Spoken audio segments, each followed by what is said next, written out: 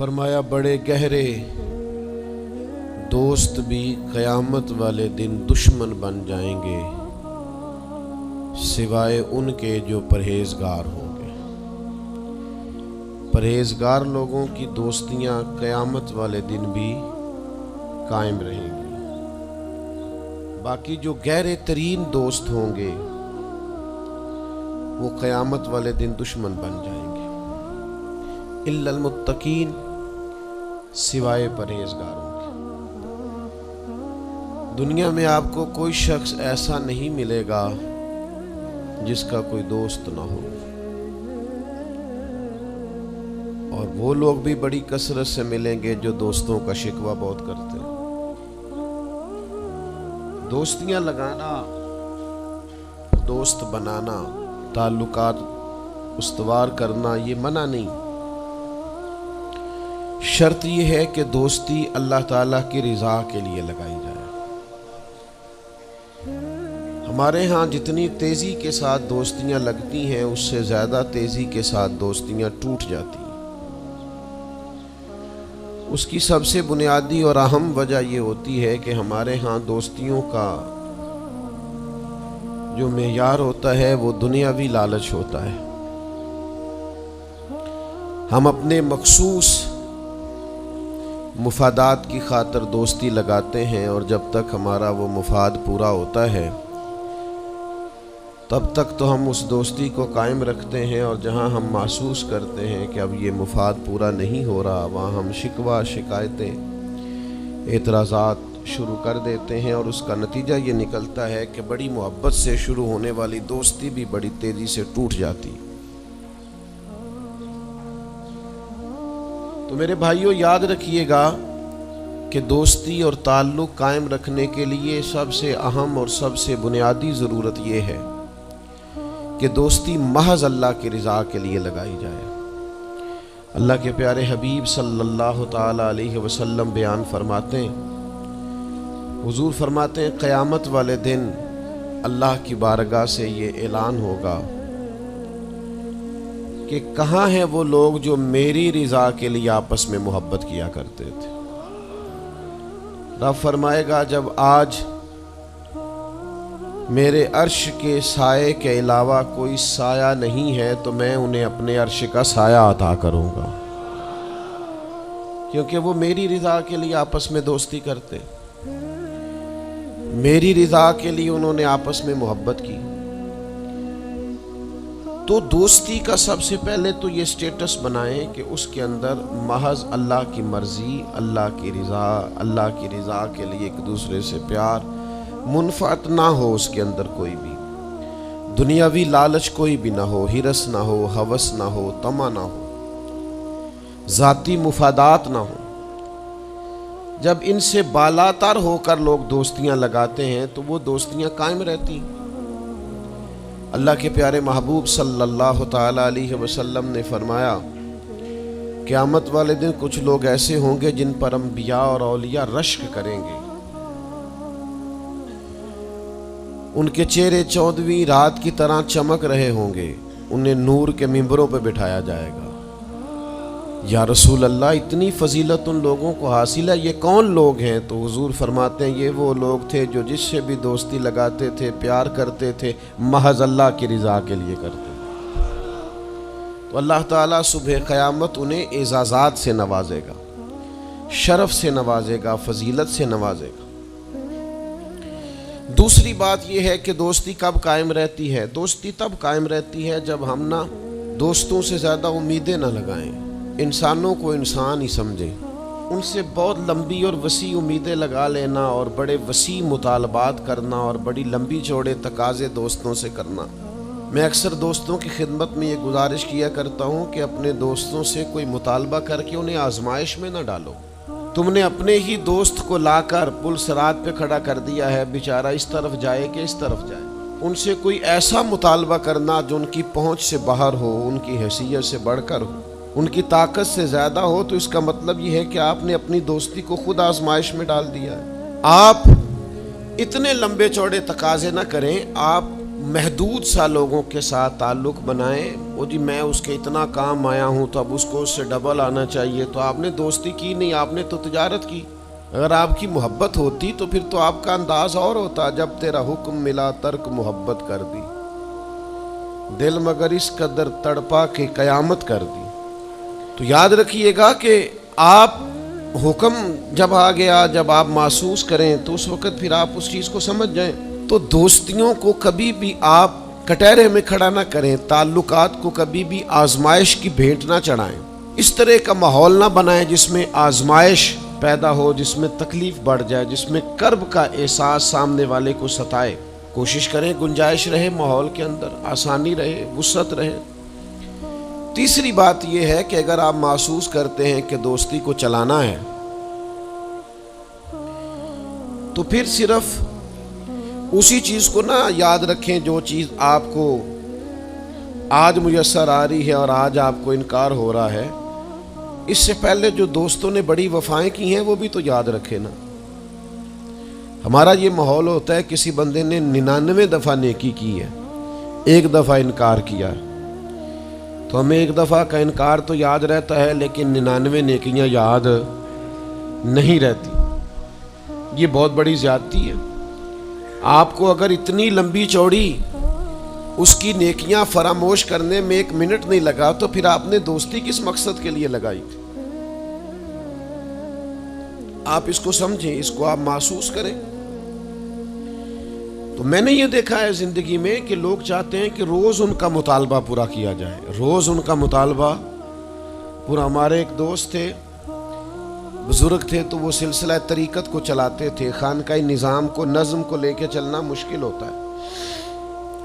تو ان کے ایک مرید نے شکوہ کیا، اس نے کہا کہ حضرت پہلے آپ بڑا وقت دیتے تھے، اب آپ ٹائم نہیں دیتے۔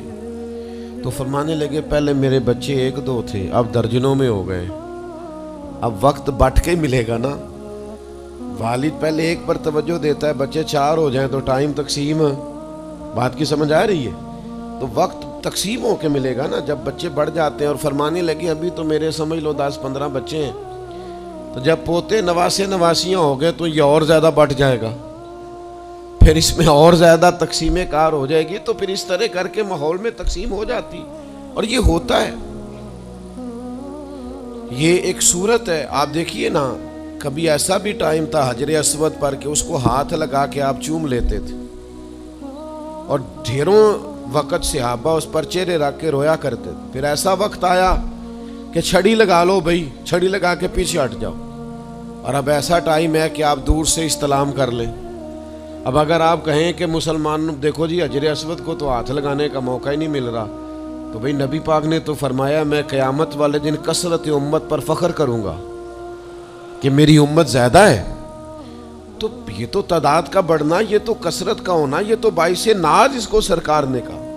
اب آپ دائروں میں محدود کرنا چاہتے ہیں، آپ اس طرح کا ماحول بنانا چاہتے ہیں کہ کوئی شخص مقید ہو جائے، وہ اس دائرے سے باہر نہ نکلے، تو یہ تو بات درست نہیں ہے۔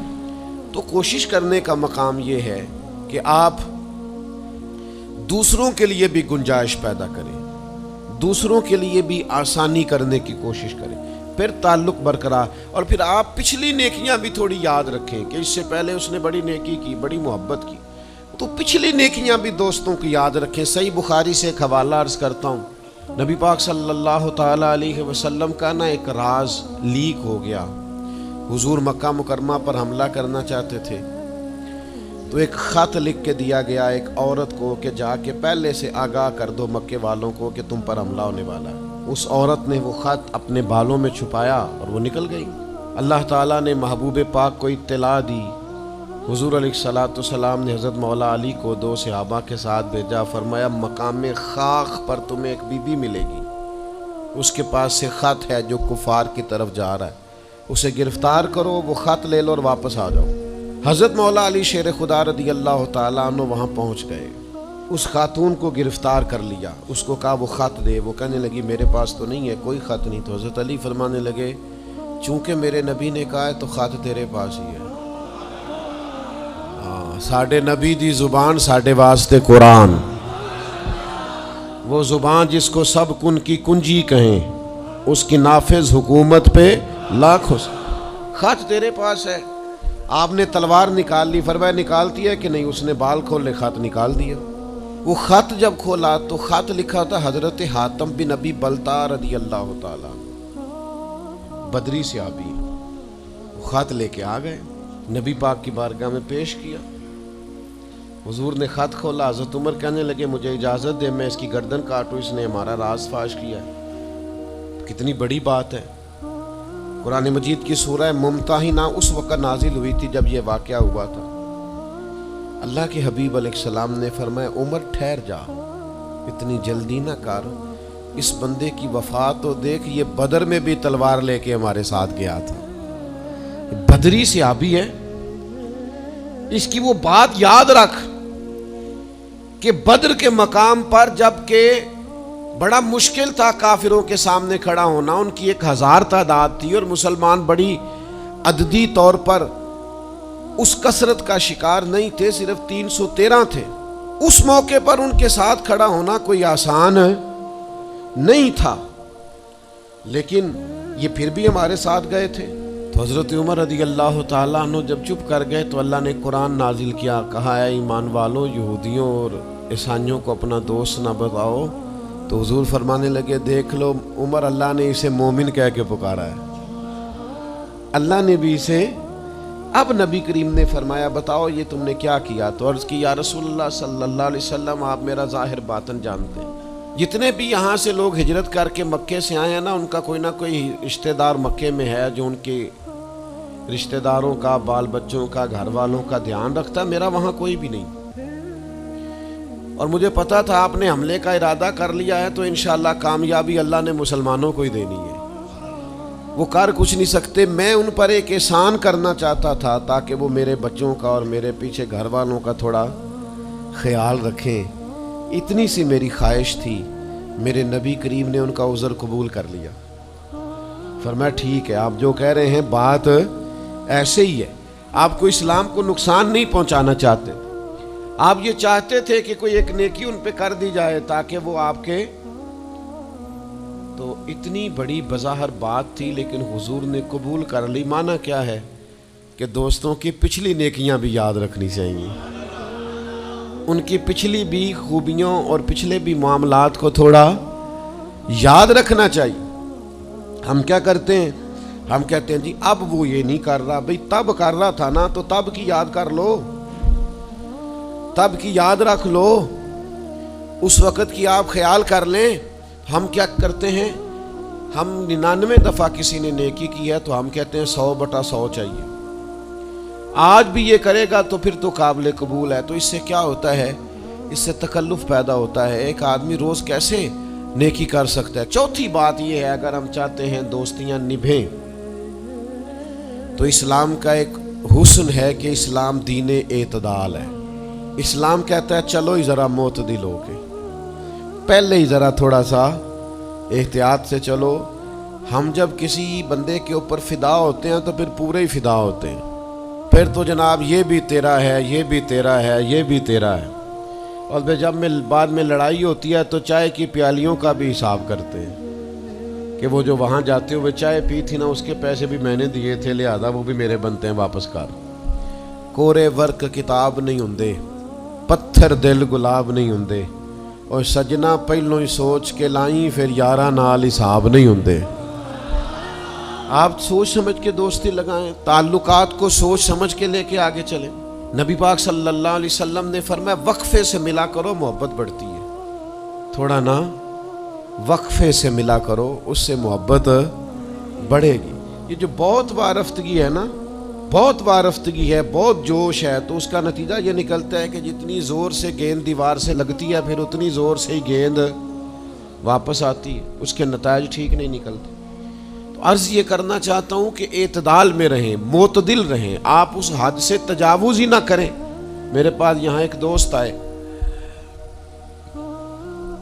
تو مجھے کہنے لگے جی میرا دوست بڑا اچھا تھا, بڑا نائس تھا, بڑا بہترین تھا, بڑا پیارا تھا, میرے ایک دوسرے دوست نے اسے خراب کر دیا. تو تو میں نے کہا وہ دوسرا دوست میں سمجھا نہیں. کہنے لگے یہ میرا پرانا دوست تھا جس نے اسے خراب کیا, اور جسے کیا وہ نیا تھا 2-4 سال. اس کی میں نے دوستی لگائی تھی, اب وہ دونوں ڈائریکٹ ہو گئے اور مجھے انہوں نے بیچ میں سے نکال دیا ہے. تو میں نے کہا یہ تو اکثر ہوتا ہے, پہلی دفعہ تو نہیں ہوا, اس طرح تو ڈھیر دفعہ ہوتا ہے. کہنے لگے میں کروں کیا, میں نے بڑا شور کیا ہے, ان کو اپنے احسان بھی یاد کرائیں پر وہ مانتے نہیں. میں نے کہا اب حل ہے نا, تھوڑا چپ کر جا کچھ عرصے کے لیے, تھوڑی خاموشی اختیار کر. جو چپ کر جاتا ہے وہ بھی بچ جاتا ہے. اگر تم چاہتے ہو کہ یہ دوستی پھر سے بحال ہو جائے تو زیادہ شکوے نہ کرو, زیادہ شکایتیں. ہم بعض اوقات اعتراضات اتنے کر بیٹھتے ہیں, شکوے اتنے کر بیٹھتے ہیں, اپنی زبان سے باتیں اتنی نکال بیٹھتے ہیں کہ دوبارہ پھر دوستی کا بحال ہونا ممکن ہے. ایک حدیث یاد رکھیں گے اگر سناؤں آپ کو تو. نبی پاک صلی اللہ تعالیٰ علیہ وسلم نے فرمایا کسی سے دشمنی بھی کرو تو اعتدال سے کرو, ہو سکتا ہے کل کو وہ تمہارا دوست بن جائے. اور فرمایا کسی سے دوستی بھی کرو تو اعتدال سے کرو, ہو سکتا ہے کل یہ دشمن بن جائے. دوستی اور دشمنی میں یہ جامع ترمذی میں حدیث ہے. اعتدال کا رستہ نہ چھوڑو, معتدل رہو. سارے راز ہی دے بیٹھنا, ساری باتیں پہلے کر لینا اور اعتراض کرنا, تو شکوے بھی پھر سارے ہی کر لینا. دوست کو اس کی کمزوریوں کا بھی پتہ ہوتا ہے, وہ ساری کمزوریاں بھی اس کی بیان کر لینا, اس کو بھی بتانا, اس کو بھی بتانا, اس سے بھی ذکر کرنا. تو یہ انداز درست نہیں ہے. آپ معتدل انداز میں دوستی لگائیں, اعتدال کے ساتھ چلیں, شکوے زیادہ نہ کریں, اعتراض زیادہ نہ کریں. وہ بے وفا ہی صحیح, پھر بھی یار اپنا, چلو اس میں کمی ہے, وہ اس میں بے وفائی ہے, پر سجن تو اپنا ہے نا. تو دوستی ہماری ہے اس کے ساتھ, اس کی کمزوریوں کو چھپائیں. آپ اس معاملے پر تھوڑا سا اپنے ظرف کو کشادہ کریں, آپ تھوڑی وسعت پیدا کریں. ہم سمجھتے نہیں چیزوں کو, ہم غور نہیں کرتے, اس خاص انداز میں چیزوں کو نہیں لیتے جس انداز میں چیزوں کو لینا چاہیے. ہماری ذاتی کمزوریاں ہوتی ہیں اور ہم ان کمزوریوں کا دوسروں پہ ڈال دیتے ہیں, کہتے ہیں وہ بے وفا نکل آیا. بھئی آپ بھی حد سے زیادہ فریفتہ تھے, اب آپ ہی حد سے زیادہ اعتراض کر رہے ہیں. حضور نے فرمایا جس کی تعریف کر لو پھر دوبارہ اس پر کبھی تنقید کر جو بیٹھے ہیں, تعریف تو ختم ہو گئی بات. پھر تھوڑی چشم پوشی کرو. انسانوں میں کمیاں بھی ہوتی ہیں. تو دوستی کو صحیح طور پر آگے لے جانے کے لیے چھٹا سبق یہ ہے کہ تھوڑی سی نا عادت عیب پوشی کی بھی بنائیں. تھوڑا پردہ پوشی کا مزاج ہو تو پھر بھی ذرا دوستی آگے. سمجھ آ رہی ہے بات کی؟ تھوڑی سی نا نظر عیب پوشی والی بھی. کچھ لوگوں کی تنقید کی آنکھیں اتنی زیادہ کھلی ہوتی ہیں کہ وہ بیچارے کسی جگہ بھی تعلق نہیں رکھ سکتے. جہاں جاتے ہیں انہیں کمیاں ہی کمیاں نظر آتی ہیں, خامیاں ہی خامیاں نظر آتی ہیں. ان کا مزاج ہی نہیں ہوتا کسی عیب کو چھپانے کا. تو آپ جس جگہ پہ موجود ہیں, جس جگہ آپ کے تعلقات ہیں, جہاں دوستی ہے, جہاں محبت ہے, وہاں تھوڑا سا عیب پوشی کا بھی مزاج ہونا چاہیے. نبی پاک علیہ السلام نے فرمایا تو کسی مسلمان کی دنیا میں پردہ پوشی کر دے, اللہ قیامت والے دن تیری پردہ پوشی فرما دے. آپ تھوڑا سا اس کا عیب چھپا دیں, بات ختم ہو گئی. تھوڑی سی پردہ پوشی کر دیں. دیکھیں نا, ہمیں حکم دیا گیا ہے شریعت میں, کسی شخص کا انتقال ہو گیا,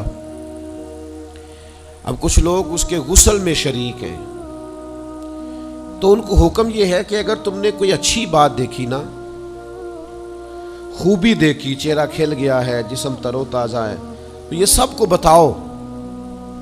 اور اگر تم کچھ ایسی چیز دیکھو کہ بیماری کی وجہ سے جسم اکڑ گیا ہے یا کسی وجہ سے چہرے پہ کوئی سیاہی آ گئی, جو کسی سے ذکر نہ کرو. جانے والے کے لیے تم اچھی چیزوں کو تو بیان کرو, لیکن نقائص کو کبھی بھی بیان نہ کرو. اور نبی پاک علیہ السلام نے فرمایا اذکروا محاسن موتاکم, جب تم میں سے کوئی دنیا سے چلا جائے تو اس کی اچھی اچھی باتوں کا بیان کرو, اس کی اچھی اچھی باتوں کا ذکر کرو, اس کی خیر والی باتیں ڈھونڈ کے لوگوں کو سناؤ. یہ خوبی پائی جاتی تھی, یہ خوبی پائی جاتی تھی, یہ خوبی پائی جاتی. میں تھوڑے دنوں کی بات ہے, ایک جگہ پہ میں حاضر تھا, تو ایک صاحب وہاں अपने ही दोस्तों के किसी झूठ का जिक्र कर रहे थे और वो कहते ही जा रहे थे बड़ा गलत है, बड़े झूठ बोलता है, बड़े झूठ बोलता है, बड़े झूठ बोलता है। तो एक आध दफ़ा मैंने उनसे कहा कि चले छोड़ें, कोई और मौजू भी डिस्कस करें। तो फिर उन्होंने कहा जी वो बेवफा भी बड़ा है, मतलब परस्त भी बड़ा है। फिर मैंने कहा चलें कोई और मौजू भी छेड़ें। उन्होंने कहा नहीं जी वो बंदा ही बड़ा गलत है। मैंने उनसे कहा एक बात करूं? कहने लगे कर ले। मैंने कहा आपको उससे प्यार बड़ा है। कहने लगे वो कैसे? मैंने कहा आप उसका मौजू छोड़ने को तैयार ही नहीं। ये जो आप शिकवा कर रहे हैं ना, इसको निचोड़े ना तो इसके अंदर से मोहब्बत छलकती है। आप उसका मौजू छोड़ने को तैयार, ये जो हर बात पे अब कभी आप कहते हैं झूठा बड़ा है, कभी कहते हैं बदअहद बड़ा है, कभी आप कहते हैं वो मतलब परस्त बड़ा है, तो 3-4 दफ़ा आपसे कहा मौजू बदल दें तो नहीं ना बदल रहे। इसका मतलब ये है कि आपको उस शख्स से मोहब्बत। तो ये जो आप शिकवे कर रहे हैं ना बार बार, इसे भी निचोड़ें तो इसके अंदर से मोहब्बत छलक रही है। वो जो बाप बार बार कहता है ना फलाना मुंडा मेरा बड़ा नाफरमान है, तो असल में वालिद को प्यार होता है। वो बार बार जो उसका जिक्र करता है, बार बार लोगों के सामने। अच्छा बच्चा कह रहा होता है मुझे बदनाम कर रहे हैं, ये देखें जी बार बार हर जगह से ये मेरी शिकायतें करते हैं। तो असल बात क्या होती है? असल बात ये होती है कि उस बंदे को उससे मोहब्बत बहुत ज़्यादा है। वो चाहता है उस प्यार के सबब से, उस मोहब्बत की वजह से, कि वो बार बार उसका जिक्र करे, बार बार उसका तज़किरा करे। तो थोड़ी ऐब पोशी का मिजाज बनाएं, थोड़ा दरगुजर की तबीयत बनाएं, थोड़ा माहौल के अंदर इस तरह का मिजाज लेके आए। हम दोस्तों से मैं अक्सर एक बात करता हूँ, हम ना सिर्फ खामियां याद रखते हैं, खूबियों का जिक्र नहीं करते। उसका नतीजा ये निकलता है कि हमारी दोस्तियां तेज़ी से ख़त्म होती हैं, ताल्लुकात ज़्यादा देर पा होते नहीं, चलते नहीं। हमें करना ये है कि हमें अल्लाह की रज़ा के लिए दोस्ती करनी, अल्लाह की रज़ा के लिए लोगों से प्यार करना, अल्लाह की रज़ा के लिए अल्लाह के बंदों की बातें सुननी, अल्लाह की मखलूक समझ के लोगों की खूबियाँ देखनी, अल्लाह के बंदे समझ के उनके अंदर पाई जाने वाली बातों को हमने अखज़ करना। अगर हम ताल्लुकात में लालच लाएंगे, ज़ातियात लाएंगे, ज़्यादा उम्मीदें लगाएंगे, उसका नतीजा ठीक। एक बुज़ुर्ग गरीब थे फिर अमीर हो गए, तो किसी ने उनको मुबारक दी कि बड़ी बात है आपको अल्लाह ने बड़े पैसे दिए हैं। तो फरमाने लगे यार पहले जो यार था वो मेरा दोस्त था, अब तो ढेर सारे लोग मेरी जेब के दोस्त हैं। अब तो जेब का रिश्ता हो गया है लोगों का, ढेर सारे लोगों का। तो दोस्तियों में इखलास लाएं, खुलूस लाएं। सारी ज़िंदगी ये तय करें कि मैंने दोस्त के काम आना है, पर मैंने दोस्त को काम कहना नहीं। मैंने उसकी खिदमत करनी है, लेकिन कभी उसे अपनी खिदमत के लिए मजबूर, जिस हद तक हो सके उसकी मदद करनी है, लेकिन कभी उसे इस तकलीफ़ में डालना, ये मिजाज पैदा करें। आपको उस दोस्ती में रूहानियत महसूस होगी, उस ताल्लुक़ के अंदर आपको ठंडक महसूस होगी। लेकिन जब शायबा एक नुक्ते का भी ज़ाती लालच का आ जाएगा ना, फिर उसमें ठंडक नहीं रहेगी, उसमें वो खूबी नहीं रहेगी जो कि होनी चाहिए। अल्लाह ताला हमें समझने की तौफीक दे।